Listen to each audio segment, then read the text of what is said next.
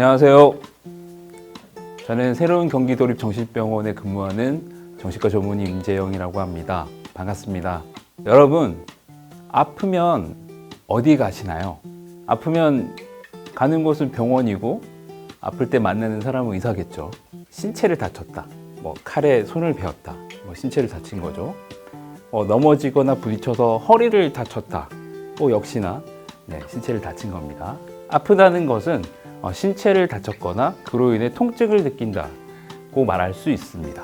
또 다른 개념의 아프다 설명을 드리고 싶은데요. 지금 보시는 화면의 그 사진은 얼굴이 노랗고 그 눈동자가 노란 사진입니다. 이 사진을 보고 눈이 이상하다, 얼굴이 이상하다, 그렇게 생각하진 않으실 거고요. 두 번째 사진은 좀 연관된 사진인데요. 남자분 같은데 배가 엄청 불러 있어요. 이 사진은 이제 복수가 찬 사진입니다. 사실 앞에 사진은 황달이 온 사진이고요. 그래서 아프다는 걸 정리를 다시 해보면 신체가 변했다, 장기가 고장이 났다 라고 또 설명할 수 있습니다. 이제 정말 진짜 본격적으로 제가 하고 싶은 얘기를 전달해 드리려고 합니다. 오늘 사실 얘기하려고 하는 주제가 바로 정신과 사용 설명서인데요. 지금부터는 더 집중해서 들어주시길 바랍니다. 지금 보시는 사진, 보시는 사람의 표정, 어떻게 보입니까? 분명히 무슨 일이 생긴 것 같아요. 사실 우리가 무슨 일이 생겼고 뭐 때문에 두려워하고 불안해하는지는 알 수는 없지만 지금은 아무튼 사진 통해서는 분명히 뭔가 문제가 생겼다고 짐작할 수 있습니다. 좀 더 구체적인 사진을 보여드리겠습니다. 이 사진을 보시면 봐야 될 게 몇 군데 있는데요. 일단 거울에 비친 저 여성분의 얼굴 표정을 한번 봐주세요. 어둡고 슬퍼 보이고 좀 우울해 보입니다. 실은 보시다시피 사진 속의 여성은 날씬하다 못해 말랐음에도 불구하고 본인은 자신의 몸을 통통하다, 좀 뚱뚱하다고 생각을 하는 거죠. 결국 그런 생각 때문에 저 여자분이 느끼는 감정이 바로 그런 우울한, 슬픈 감정이라고 할 수 있습니다.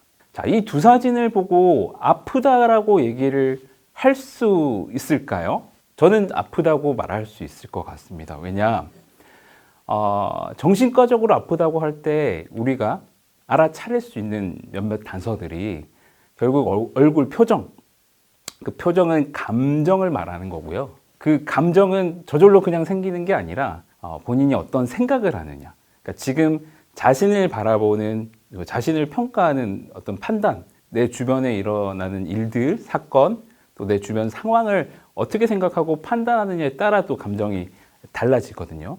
우리가 정신과에서 뭔가 생각과 감정과 행동이 달라지고 바뀌었다, 평소 같지 않게 변했다라고 할 때 생각해 봐야 될 장기가 있습니다.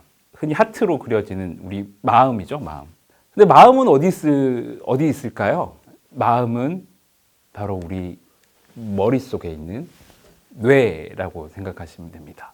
그러니까 뇌가 관장하는 기능들이 바로 우리의 생각, 판단, 해석, 그리고 기분, 감정을 느끼게 하고 또 그것을 토대로 또 행동하게 하는 기능을 사실 맡고 있고요. 우리가 태어나서 유년 시절, 그리고 청년 시절, 중장년 시절, 노년기, 결국 그러고 하늘나라로 떠나는 우리의 일대기를 그린 사진입니다. 어떻게 보면은 병이라 함은 물론 태어나면서도 뭔가 문제를 갖고 태어날 수도 있지만 이제 살아가면서 한 군데 두 군데 뭔가 아프기 시작하고 고장이 나기 시작하고 병들기 시작하는 게 어쩌면 또 우리의 인생이지 않을까. 정신질환도 예외일 수 없습니다. 2016년도 정신질환 실태조사에서 성인 4명 중에 1명꼴로 평생에 한 번 이상의 정신질환을 겪는다고 합니다. 자, 마음이 아프면 어디로 가야 합니까? 이렇게 질문하면 되게 답을 바로바로 하세요. 마음 아프면 어디로 갑니까? 라고 얘기하면 정신과 가야죠. 답은 바로 하시는데 실제로 마음이 아프다는 걸 알아차리고 또 마음이 아프다는 걸 알아차리고 나서 내가 치료를 받으러 정신과에 가겠다라고 마음 먹는 데까지 참 시간이 많이 걸리는 것 같아요. 실제로 이 자료는 결국 저희들이, 그러니까 우리가 정신건강에 문제가 생긴다 할 때 거기에 해당되는 서비스, 도움을 받는데 몇 분이나 얼마나 많은 분들이 도움을 받는가의 수치를 말해주는데 15%라고 합니다. 뭐 10명 중에 2명도 안 되는 꼴로 도움을 받아야 될 분이 도움을 못 받고 안 받고 있다는 거고요. 그보다도 더 사실은 가슴 아픈 자료는 실은 그 치료를 받기까지의 시간입니다. 저 앞에서도 시간이 많이 걸립니다 라고 좀 안타깝다고 말씀드렸는데 평균 84주, 대략 1.6년 정도 돼요. 그러니까 1년 반이 넘어가는 거죠. 혹시 지금 이 영상을 보시는 분 중에 우울감을 일주일 이상 느끼셨던 경험이 있는 분이 있을지 모르겠는데, 그냥 생각만 해도 하루 이틀 정말 아주 우울하고 뭐 의욕이 떨어지고 뭐 만사귀찮고 하는 경험들은 다 있으실 거라고 생각을 해요. 그 기간이 일주일, 이주일, 한 달 넘어간다 생각하면 안 겪어봤지만 상상만 해도 좀 아찔하지 않나요? 왜 이런 일이 벌어지나 그 이유에 대해서도 조사를 해봤는데요. 내가 이런 상태인데 어디 가서 도움을 받아야 되나, 누굴 만나야 되나는 것에 대한 어떤 정보가 없고요, 부족하고요. 또 더 큰 문제는 그 정신질환자에 대한 부정적인 편견 때문에 내가 도움을 받아야 되는 상태임에도 불구하고 도움을 거부하거나 마치 이런 거죠. 아직도 이제 그런 부정적인 편견이 있습니다. 정신과는 누가 간다? 뭐 미친 사람들이 간다. 뭐 흔한 예로 또 미친 사람이라고 칭할 때 대표적인 그 질환군이 바로 또 조현병. 조현병 하면 또 떠올리시는 그 모습 증상들이 혼잣말을 하거나 뭐 정말 뭐 길거리에서 막 정말 뭐 옷을 벗고 다니는 이런 이미지를 떠올리면 나하고 먼 얘기라고 느껴질 수밖에 없죠. 판단될 수밖에 없죠. 그러면 이제 나는 거기 갈 사람이 아니다는 결론이 나오고, 그러면서 도움을 제때 못 받는 경우가 생깁니다. 조금 구체적으로 좀 이제 설명을 곁들여서 말씀드려 볼게요. 아까 정보 부족이라고 했는데, 이제 저는 이제 그 정보를 제대로 알려드리려고 지금 여러분께 말씀을 드리고 있습니다. 이 그림 사진 보시고 거기구나 알아차리는 분도 계실 텐데요. 바로 지금 제가 여기에 있습니다. 영등포구 보건소. 왜 마음 아픈 사람들이 도움을 받는 곳, 거기에 대한 정보를 얘기하면서 보건소를 얘기했을까요?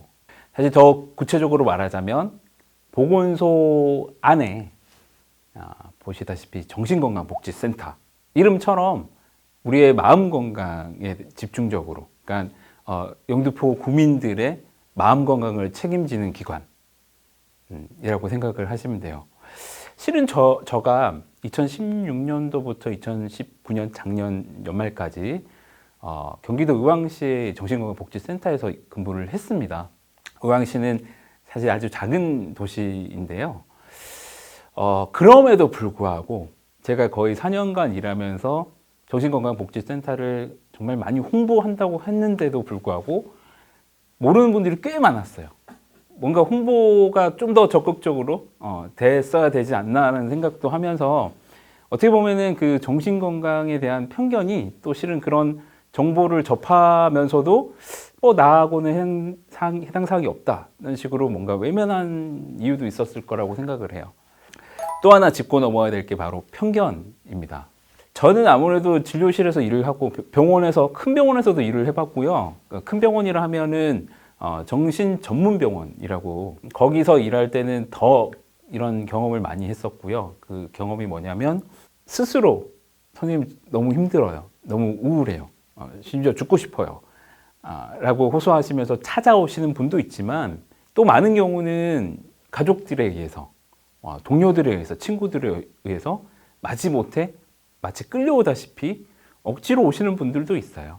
그러니까 억지로 온다는 그 상황만 떠올려도 왜 내가 여길 와야 되는데 왜 나를 여기 데리고 왔냐 라는 불만을 가지고 서로 언쟁을 합니다. 제가 볼 때는 너무 안타까운 그림인 거죠. 상황인 거죠.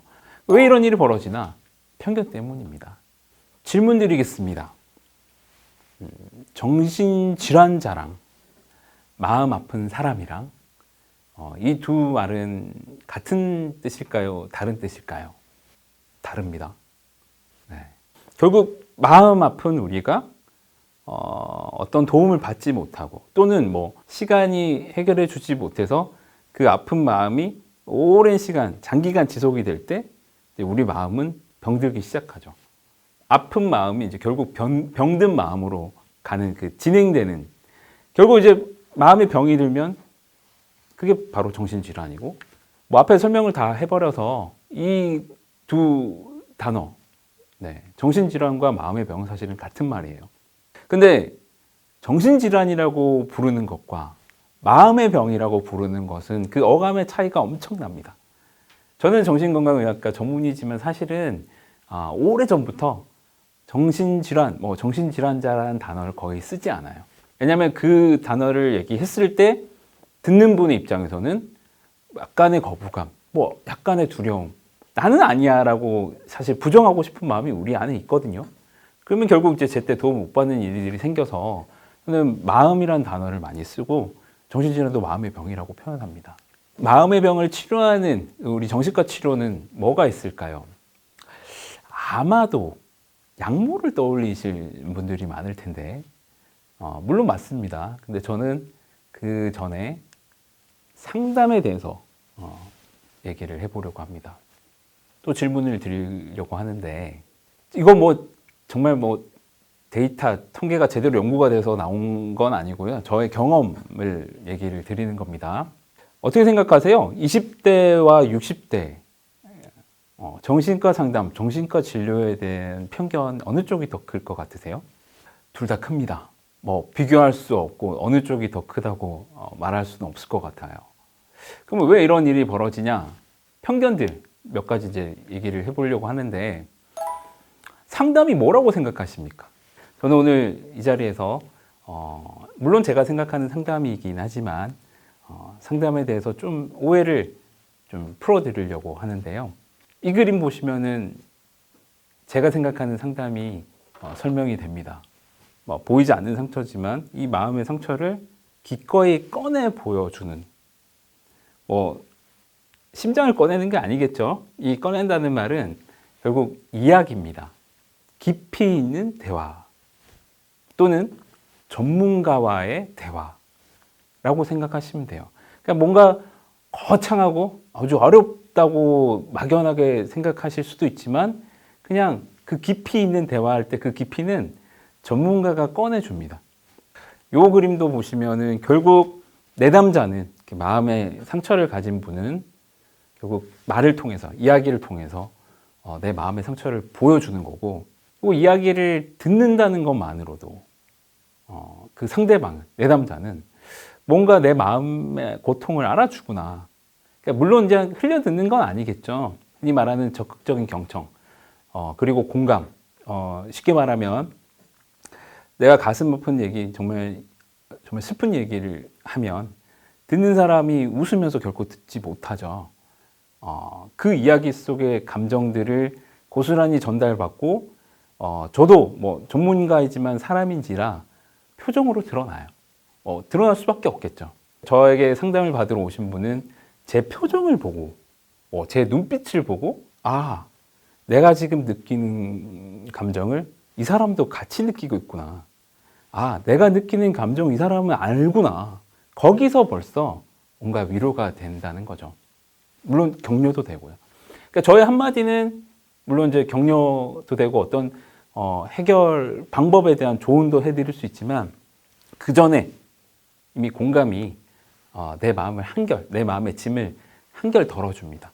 이 정도 생각하면은 상담이 괜찮겠다, 해볼만 하겠다 라고 생각하실 수도 있는데 뭐 조금 부족함이 있습니다. 왜냐 이제 편견에 대한 얘기를 좀 구체적으로 해볼까 해요.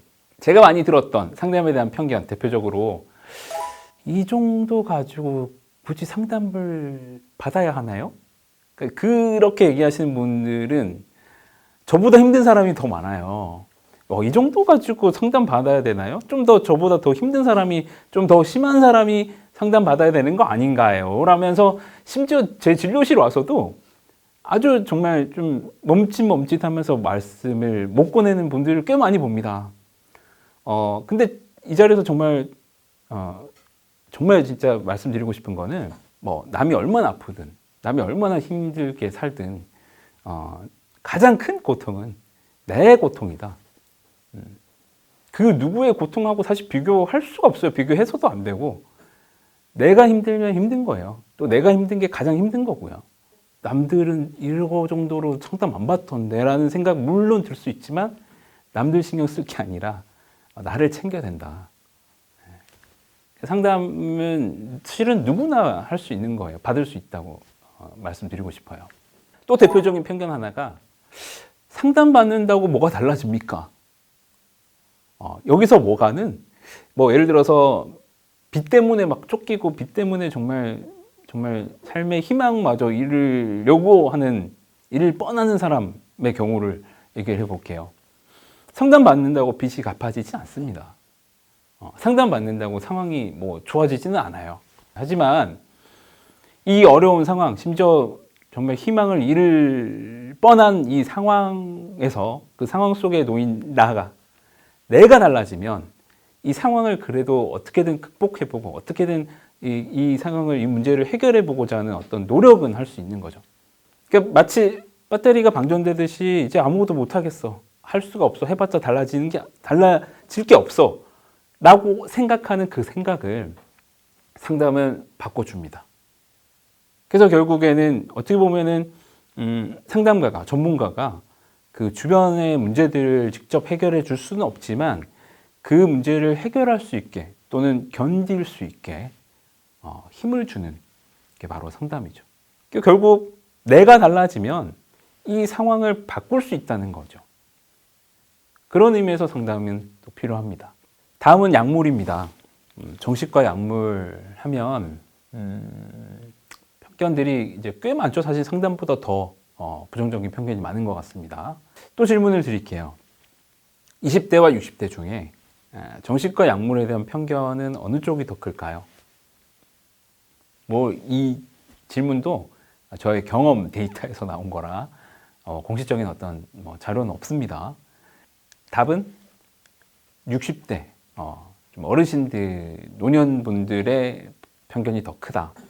청년들은, 젊은 분들은, 친구들은 이런 말을 했어요. 약을 선생님이 좀 주시면 제가 먹어보겠습니다. 라는 말을 좀 더 하는 반면에 어르신들은 가급적이면 약은 안 먹고 싶은데 상담으로 할 수 있으면 상담만 했으면 좋겠습니다. 얘기를 좀 더 많이 하시는 경향이 있어요. 왜 이런 일이 벌어지나? 결국 이제 정신과 약물에 대한 편견들을 좀 몇 가지 구체적인 예를 들어서 말씀드려 보겠습니다. 정신과 약이 독하다던데요. 정신과 약이 독하다는 말에 그 독하다는 의미는 부작용을 말할 겁니다. 제가 들었던 말 중에 좀 또 놀라고 충격적이었던 게 정신과 약을 먹으면 바보 된다던데요. 침 흘리는 거 사실 그거는 이제 부작용이에요.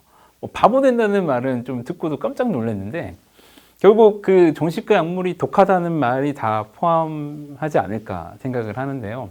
약을 우리 몸 안에 집어넣는다 할 때는 외부에서 어떤 화학물질이 우리 몸으로 들어간다는 겁니다. 그러면 이 화학물질이 적어도 약물을 개발할 때 어떤 증상을 해소하기 위한 목적으로 분명히 만들긴 했지만 또 예상치 못하는 또 부작용이 또 따라서 생기기 마련이에요. 그거는 정신과 약물만 해당되는 게 아니라 모든 약물에 해당되는 얘기입니다. 적어도 이 약을 처방하는 정신과 의사가 미리 설명을 한다면 이런 부작용이 있을 수 있습니다라고 미리 설명을 한다면 만약에 그 약을 복용했을 때 부작용이 생기더라도 그렇게 놀라시거나 당황하지 않으실 수가 있죠. 거기서 끝나는 게 아니에요. 부작용이 있다면 부작용이 있는 약을 계속 드시라고 하는 의사는 없습니다. 우울증 약은 종류가 많아요. 종류가 많다는 말은 나한테 잘 맞는 약이 그 중에 하나가 있다는 겁니다. 그러니까 만병통치약이 있으면 그 약을 다 처방하면은 모든 우울증 환자가 다 낫겠죠. 하지만 안타깝게도 그렇진 않아요. 똑같은 약을 10명한테 드렸을 때 그 10명 중에도 효과가 아주 좋은 분이 있고 어떤 분은 효과가 좀 떨어지는 분이 있고 또 어떤 분은 효과도 없고 부작용만 있는 분도 있어요. 거기에 대한 또 나름의 대처, 그 다음 이제 뭐 전략들, 약을 바꾼다든지 용량을 조절한다든지 뭐 그런 방법이 있습니다. 그러니까 너무 걱정하지 않으셔도 돼요. 두 번째로 또 많이 듣는 얘기 중에 하나가 정신과 약은 중독이 된다던데요? 라는 질문, 걱정을 많이 하시던데요. 중독이라 하면 이제 한번 입에 대면 끊지 못한다. 뭐 그런 의미일 것이고 또 하나 생각해 봐야 될 건 평생 먹는 거 아닌가 라고 이제 얘기를 하시는데 이것도 이제 오해죠. 제가 자신하건대 어떤 의사도 중독성이 강한 약물을 처방하지 않아요. 그러니까 중독성이 강한 약은 분명히 있긴 합니다만은 그 약을 굳이 선택하진 않는다는 말이고요. 또 하나, 평생 먹는다고 생각하시는데 절대로 평생 먹는 약은 아닙니다. 그런 오해는 이번에 바로 잡으셨으면 좋겠어요. 실은 오늘 제가 정말 적극 추천하고 소개드리고 싶은 기관이 바로 정신건강복지센터입니다. 앞에서 잠깐 언급을 드렸죠. 정신건강복지센터, 제가 생각하는 그 센터의 역할, 기능은 보시다시피 지금 문턱이 높아서 문턱을 넘지 못하는 분의 사진이죠. 결국 그 정신과에 대한 문턱이 아직도 저는 아직도 높다고 생각을 해요. 그래서 센터는 발판이 될 수 있다. 그 문턱을 넘어가는 발판이 될 수 있다. 왜 센터가 좋냐? 제가 두 가지만 말씀 더 드려볼게요. 많은 분들이 병원에 가서 진료 기록 남는 것에 대한 부담이 큽니다. 그 부담을 많이 호소하시기도 하고요. 하지만 정신건강복지센터는 진료 기록이 따로 없습니다. 왜냐하면 의료기관이 아니기 때문인데요. 그래서 그 부담을 가지시는 부분이 이제 해소가 될 것이고 또 하나 비용입니다. 사실 뭐 정신과 진료, 뭐 정신과 상담 비용이 뭔가 뭐 비싸다라고 또 알고 계신 분들이 많은데 제가 그냥 오픈을 하자면 제가 지금 일하는 의원에서는 대개 20분 정도 기본적으로 상담을 하는데 20분 상담할 때 드는 비용은 10,000원 조금 넘어가요. 그러면은 물론 10,000원 넘어가는 돈이 결코 적은 돈은 아니지만 대개는 몇만 원을 생각하시던데 그건 아니다. 하지만 그 10,000원도 부담스러운 분들을 위해서는 정신건강복지센터의 상담은 무료다. 물론 정신건강복지센터의 전문의가 항상 상주하는 건 아니지만 우리 정신건강 전문 요원분들이 정신과 전문의 못지않은 상담을 해드릴 수 있어요. 결국 정신건강복지센터에 오셨을 때 또 얻어갈 수 있는 게 바로 보시다시피 진검다리. 차마 병원으로 바로 가지 못하겠다. 가고 싶지 않다. 그래서 그 높은 문턱을 저기 정신건강복지센터를 통해서 넘고 거기서 뭔가 간단한 심리검사도 해드릴 수 있거든요. 그 심리검사를 통해서 내 마음 건강 상태를 확인하고 이건 정도가 좀 심합니다. 라는 설명을 들으셨을 때는 또 거기 맞게 적절한 기관으로 안내해 드릴 수 있어요.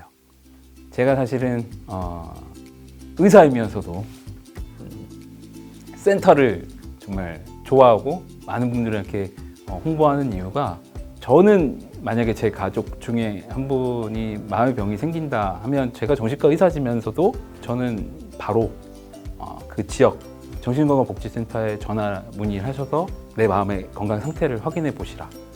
제 가족이 만약에 그런 일이 생기더라도 저는 그럴 것 같아요.